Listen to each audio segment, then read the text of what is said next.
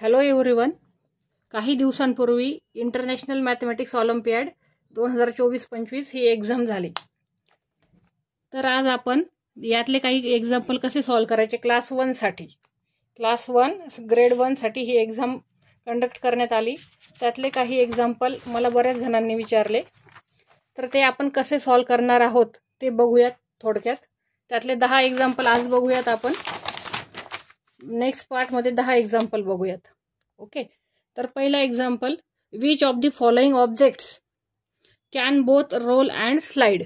Okay, तर असा या 4 पैकी कोणता ऑब्जेक्ट आहे की जो रोल म्हणजे की जो रोलिंग करत जाऊ शकतो आणि स्लाइड म्हणजे तो सरकलाही जाऊ शकतो. आता पहिला ऑप्शन आहे बॉल. येस, तर बॉल हा कधी स्लाइड होऊ शकत नाही, तो फक्त रोल होऊ शकतो, म्हणून option A will be discarded. Yes, त्यानंतर समजा आपण ऑप्शन डी बघितलं, तर ऑप्शन डी हा एक क्यूब दिसत आहे तुम्हाला.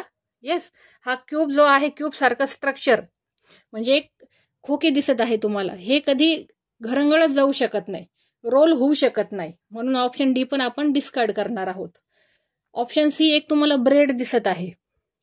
येस, ब्रेड कधीही रोल होऊ शकत नाही, घरंगळत जाऊ शकत नाही. आणि इथे तुम्हाला एक या प्रकारचं स्ट्रक्चर दिसत आहे ढोल सारखं, तर बघा हा रोलही होऊ शकतो आणि हा स्लाइडही होऊ शकतो, म्हणून option B is the correct option. Okay, question second is, to which groups does do belong. हा जो कोन आहे, to which groups this cone belong. Okay, तर बघा ग्रुप एक्स, ग्रुप वाय आणि ग्रुप झेड असे 3 ग्रुप दिलेले आहेत. Yes, त्यापैकी ग्रुप एक्स मध्ये कोन दिलेला नाही, बाकीचे सगळे त्यांनी जॉमेट्रिकल शेप दिले आहे, पण कोन हा शेप दिलेला नाही त्यांनी. ग्रुप वाय मध्ये कोन शेप आहे आणि ग्रुप झेड मध्ये सुद्धा कोन शेप आहे, म्हणजे वाय आणि झेड ह्या दोघांमध्ये हा शेप आहे कोन. Yes, so answer is group Y and group Z. So option D is the correct option.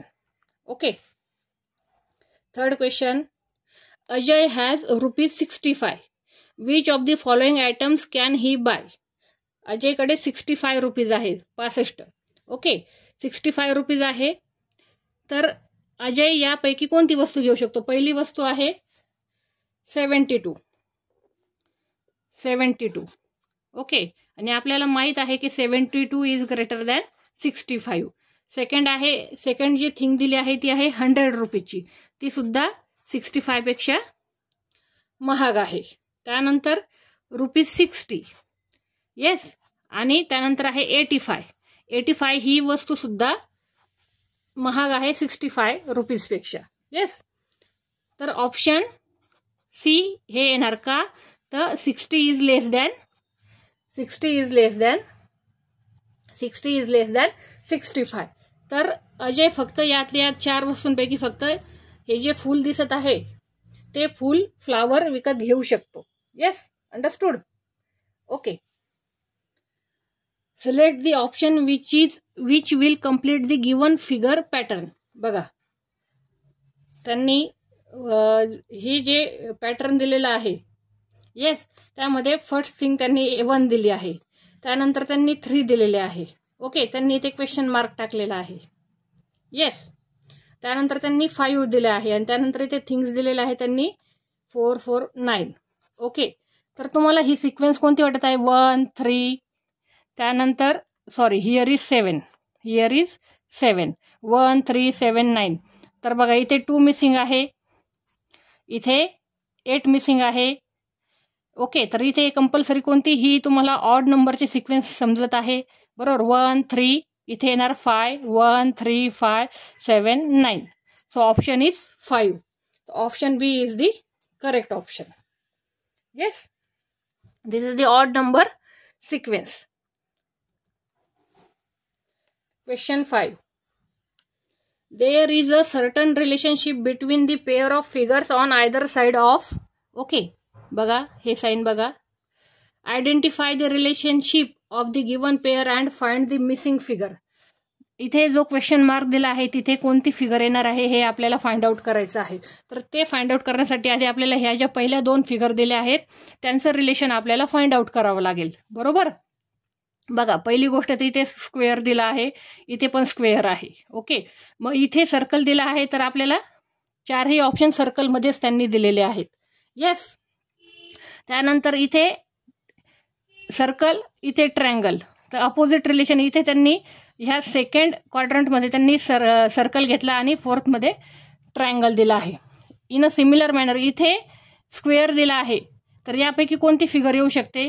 याच्या अपोजिट आपल्याला बघायचं. इथे जर स्क्वेअर दिलेला आहे, तर इकडे कुठेतरी रेक्टँगल दिलेला पाहिजे ह्या क्वाड्रंटमध्ये. येस. तर बघा इथे त्यांनी रेक्टँगल दिले पाहिजे, म्हणजे हे दोन आन्सर येणार नाहीत.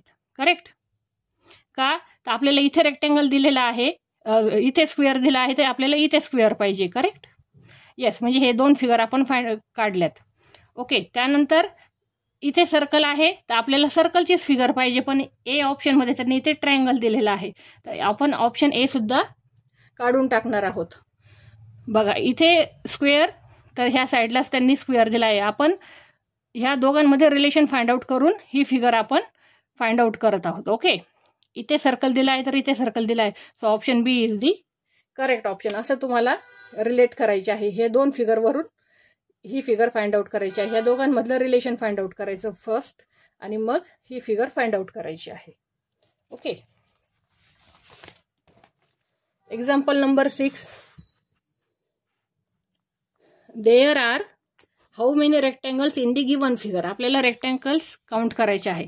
बघा हे तर सर्कल आहेत, त्यामुळे आपण हा जो मागचा पार्ट आहे तो काढून टाकणार आहोत. आपल्याला सर्कल त्यांनी नाही विचारलेले, त्यांनी रेक्टँगल विचारले आहे. रेक्टँगल म्हणजे अशा टाईपचा रेक्टँगल की ज्याच्या दोन साईड्स एकमेकांना पॅरलल असतात, म्हणजे ही साईड आणि ही साईड, ह्या दोन्ही साईड पॅरलल असतात, ह्या आणि ही समोरासमोरच्या बाजू एकमेकांना पॅरलल असतात, त्याला म्हणतो आपण रेक्टँगल.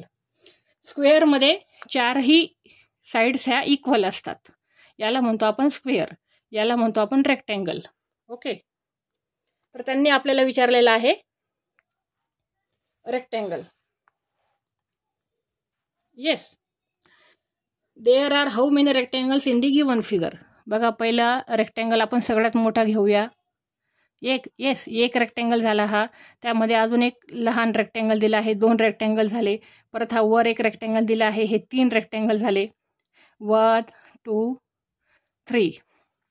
परत हा एक रेक्टँगल दिला आहे, त्यामध्ये अजून एक रेक्टँगल आहे, हा 4 आणि 5. पुढे त्यांनी ट्रायंगल आणि मग सर्कल दिलेला आहे. ओके, तर टोटल नंबर ऑफ रेक्टँगल्स किती बनलेत आपले? 5. If parrot, next example, if parrot R is removed from the given arrangement, then parrot is fifth from the left end. Okay, आता पॅरेट्स विचारत आहे ते बघा. पहिला पॅरेट आहे P, त्यानंतर आहे Q. येस, ते म्हणता की R आपण पॅरेट काढून टाकला, R नावाचा जो पॅरेट आहे तो जर काढून टाकला आपण, तर त्यानंतर येणार येस, कारण R लिहायचं नाही, त्यांनी रिमूव्ह करायला सांगितले आपल्याला. T आणि U.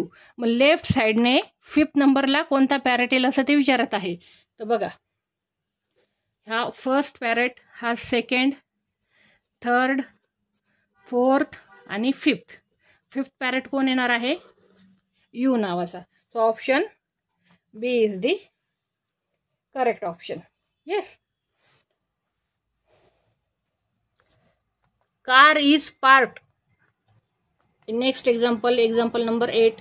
Car is park. आता बघा ही बिल्डिंग आहे, तर बिल्डिंगच्या बाहेर आपल्याला कार दिसत आहे, आणि इंग्लिशमध्ये बाहेर या शब्दाला आपण म्हणतो आउटसाईड, नॉट इनसाईड. इनसाईड म्हणजे बिल्डिंगच्या आत, तर ती कार आपल्याला बाहेर पार्क झालेली दिसत आहे. Okay, so answer is outside. Above म्हणजे बिल्डिंगच्या वर नाहीये, बिलो म्हणजे बिल्डिंगच्या खाली.